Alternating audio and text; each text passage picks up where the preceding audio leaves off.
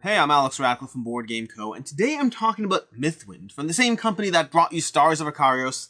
We have a game that's going to challenge my usual form of trying to explain a game. Now, this is a game that's currently on Kickstarter. You can see a link to it down below. And what we have in front of me is very much a prototype. We have rules that are still being developed, the components that aren't yet there. We have factions. We have asymmetric character abilities that aren't yet, well, we only have 2 in front of us and they're not finished.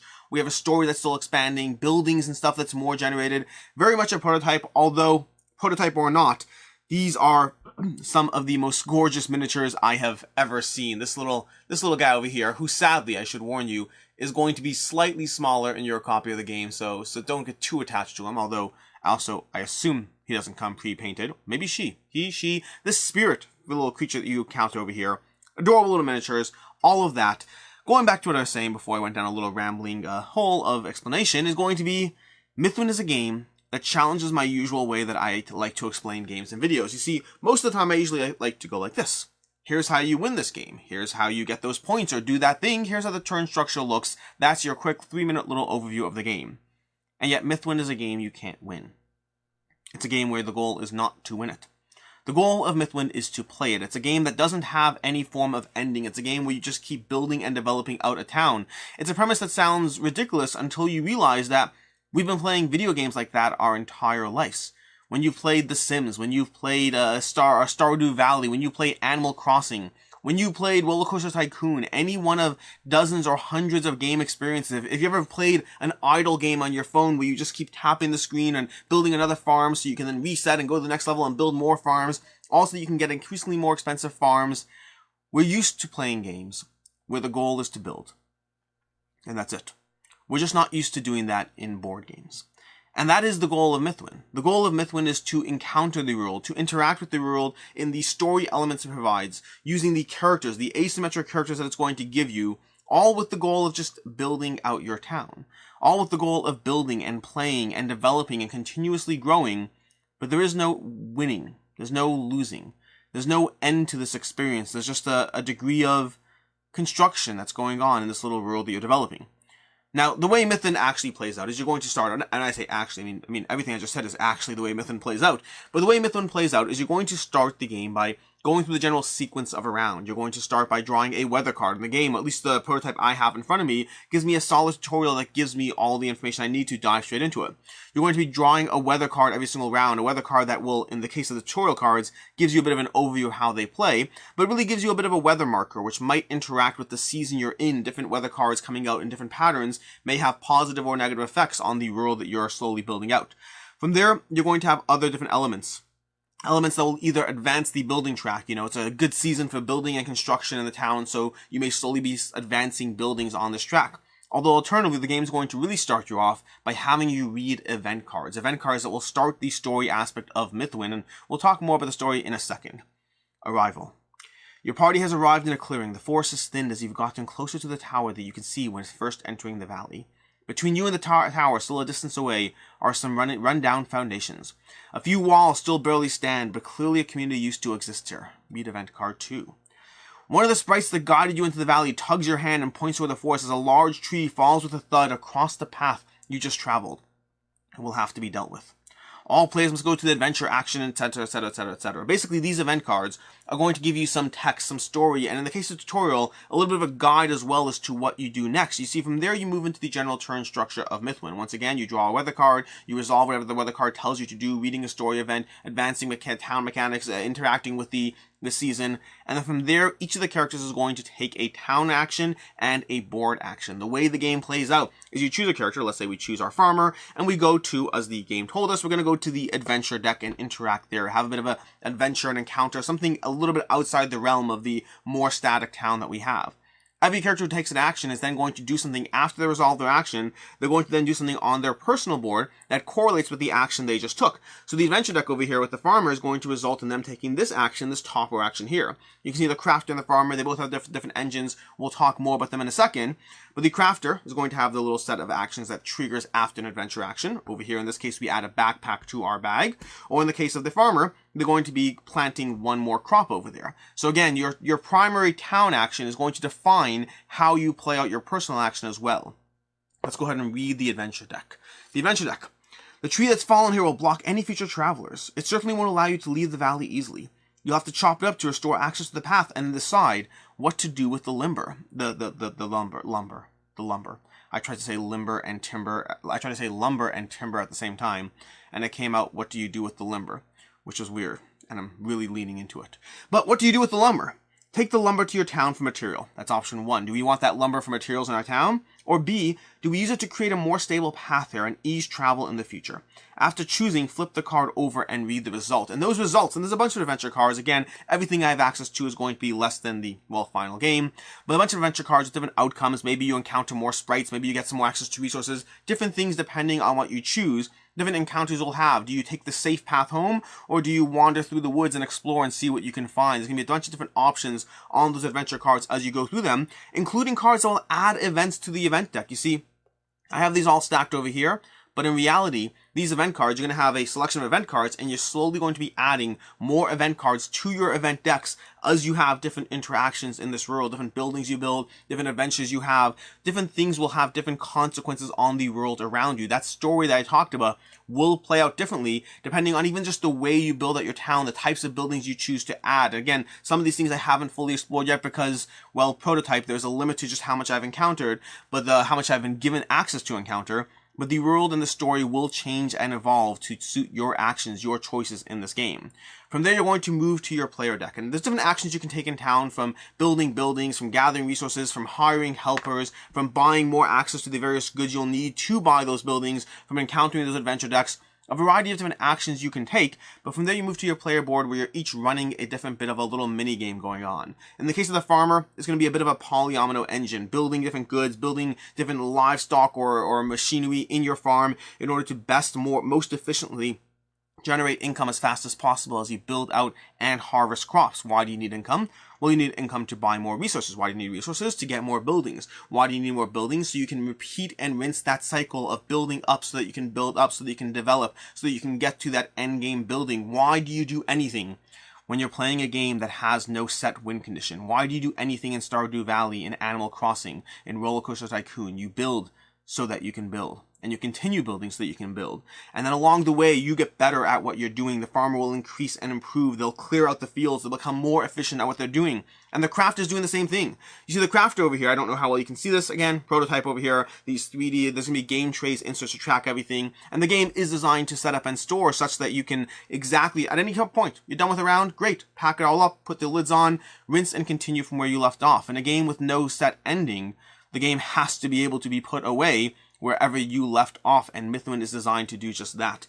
The craft is going to be less about the farming and more about the production of different goods. You're going to be crafting different things, some boots, some backpacks, some hammers, whatever it is, and then from there, you can go ahead and sell them. Or perhaps you display them at the local guild and people know you for your hammers. You are the craftsman that makes the best hammers, and you get better at hammers.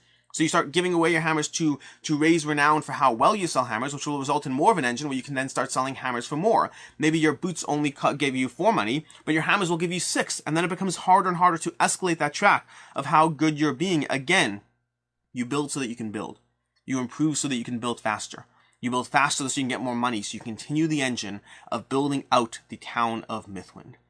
Now, when we get to the end of the game being defined as having built all the buildings, I don't know how this game ends. This is why this review is not really so much a review as a first impressions, because there's only so far I can go into Mythwind. There's only so deep I can explore the various characters in the state that I've been giving them, and I can't explore all the buildings that town has to offer, all the ways you can upgrade. I don't have access to all the events, all the adventures. I've only been given a taste to this game, which is a complicated way to review or cover a game, because how do you... The central question we're going to have with Mythwind is a game that doesn't have an ending. What is the driving force to play it? How do you continue? How do you evolve? And I don't have a firm answer because I'm only being given a snippet of the conversation. Now from here, I will start moving into my first impressions, the things I like about Mythwind, what I'm intrigued about, what I do have concerns about at the same time, and I have all of the above. But before I get into that, I do want to say that I am somebody, for context, that typically does not play these types of games. I do not play Stardew Valley. I remember watching videos for being intrigued about the premise of it. The board game came out. I wanted to talk about it. I wanted to look at the video game. And I watched videos, and I couldn't be bothered to dive into a game where the point was to just build. I grew up on Roller Coaster Tycoon. I loved it. A few years ago, I showed it to my daughter, and she liked it, and so I downloaded it for her so she can have it. And then I started playing it myself and gave up about 30 minutes in. The concept of a world where I build just to build is something that held my imagination and captured me when I was younger, but it's not something that I dive into as much right now, and that is relevant to my impressions of Mythwind. You see, I think they have a solid engine here, but I personally am having a harder time being hooked on the premise of building just to build. You see, Mythwind has a few different concepts going on at the same time. Let's focus on all those things. They're going to have the concept of, well, the story itself, which we'll get to in a second. There's going to be the mechanics of the game, how deeply the mechanics go, the strategy, the different choices you make there. And then the general concept of building just to build, of not trying to win a game.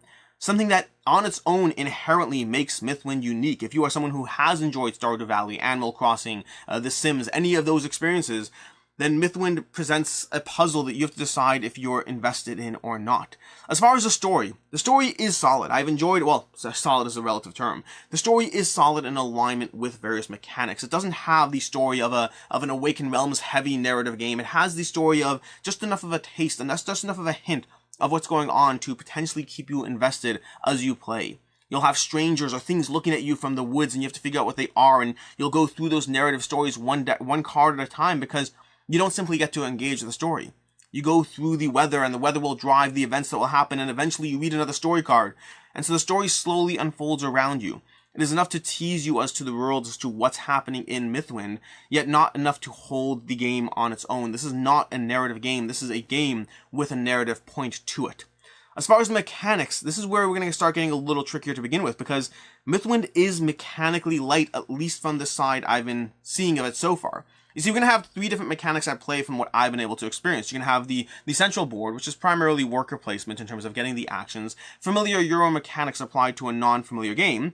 And then you're going to have the asymmetric characters. And in a world of asymmetry, the gold standard has continued to be root for the past several years. Whenever you talk about asymmetric characters, asymmetric factions, people will say like root, because root really dove heavily into asymmetry. But I think Mythwind is going to be more comparable to Merchant's Cove. The characters are different, vastly different in what they do, and they do provide a degree of depth to them, but a depth that is more similar to Merchant's Cove, giving you choices, giving you decisions, but not giving you a complicated, intricate, interweaving mechanism. The ultimate goal of any single character here is to produce money. That's the primary goal, at least from what I've seen so far. Money that can then be used to further build out your town, to build up your resources.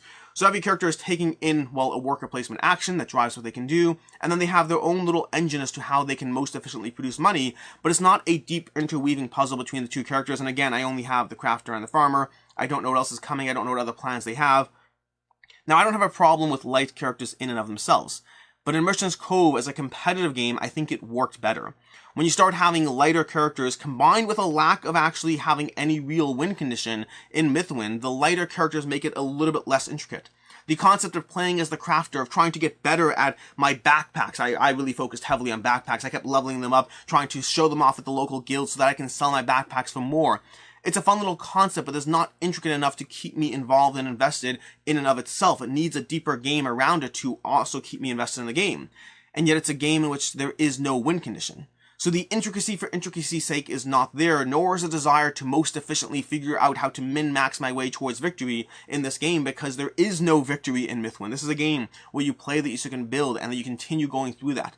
Now the game will give you a bit of a challenge in terms of other decisions you make. Which buildings do you build? What order do you build those buildings in? They'll have different challenge cards to give you a little bit of a challenge you have to go through, or complete the game within 20 rounds, or accomplish, not complete the game, you don't never really complete the game, but within 20 rounds, gather 4 fairies and build up, get your food to level 4, whatever it is. You'll have small little challenges with things that happen if you win or lose. There's going to be a bunch of things there, but I would say one of the problems you have in a game that does not win or lose is anything that takes more time to think through the strategy than it does to actually just do it the slow way isn't worth it. Which might not make sense. Let me give you an example. You're going to have these workers over here, these sprites and workers you can add to your board. And by adding them, by taking a worker placement action, when we go here and we hire workers, and adding to our board to make some of these actions stronger, perhaps assigning to various things over here, or cashing them in, you're going to give yourself a bit of an efficiency. And that efficiency can pay off. But the amount of time it takes to think through what the min-maxing of that action is, whether it makes more sense to get that worker, to get that sprite, or to get none of them at all, and just instead just go ahead and have another adventure. The decision space around those things often takes more time than just repeating another round. And in a game where there is no time crunch, and in a game where there is no win or loss or anything else, you can try to further explore the intricacies of exactly where that fine line is of how to most efficiently build Mythwind. But in a game that doesn't reward efficiency, I may as well just take my turns faster. I may as well just go ahead and sell another backpack, and I'll worry about the sprites and the workers later. It's not a puzzle that's pulling me in. Mythwind is a game that, at least with my experience with it, it presents a interesting premise, an interesting promise, a game that I want to see it developed further, and yet I can't help feel that for myself, at least my own experience for it, if they're going to have characters that are on the lighter side like Merchant's Cove, and again, Merchant's Cove is a game that I liked, but if you're going to have that, for myself and the way I play games, I need a win condition. I need something that will give me a reason to dive back in and time again. I need something that will give me a reason to look at the ways to min-max one character over another, to try to figure out how to get the crafter to be more efficient at what they're doing. I think there's a lot of promise in the way Mythwind can develop, and it's a game that I absolutely will be paying attention to, how the campaign develops, what things they do as they try to build out this world, but I personally need that win condition. I need more than just goals and achievements, more than just a minor, if this happens. And some of these cards will give you a little thing that you go through an entire, over the next 20 turns, X, Y, and Z, and what happens if you fail? Well, then you lower one resource by 1. It's not punishing enough. The world isn't hurtful enough as to the consequences of failure. I need the consequences of failure to give me the reason to think through, or Alternatively, I need cooler things to actually build out. I need to see my world develop past putting down various buildings into singular spots in a way that is nice for sure, but it doesn't have the same magic of building out a roller coaster you would in Roller Coaster Tycoon or again Stardew Valley and Animal Crossing I haven't played, so I don't have good examples of those. But yes, the Mythwind is as a premise is fascinating. Mythwind as an idea is very cool. But I, for myself, need a reason to continue to dive back in. I need a win or a loss, perhaps even a reset. Perhaps it's like Roller Coaster Tycoon, where you build a map and you get better, and then you accomplish your objective. Have X at the end of 20 turns. Have X number of buildings out. Make sure that you got the lumber mill and have this to there, and then great. You reset and you earn a few new buildings, a few new cool buildings that give you fun abilities that will be more interesting. Another reason to dive back into the next time. Maybe your characters continue developing. The central premise of a world that doesn't have a win or loss condition I find fascinating, but I need a little bit more to pull me in, to tie me down, to give me a reason to continue to explore this. But that's ultimately Mythwind. It's very much a first impressions. This is a fascinating concept that I'm only being given a taste of as I go through it. But it's a concept that I need a bit more from it, at least in the way I play games. Until next time, I'm Alex Radcliffe from Board Game Co. I hope you enjoyed this video. There'll be a link down below to the Kickstarter. And as always, have a good one.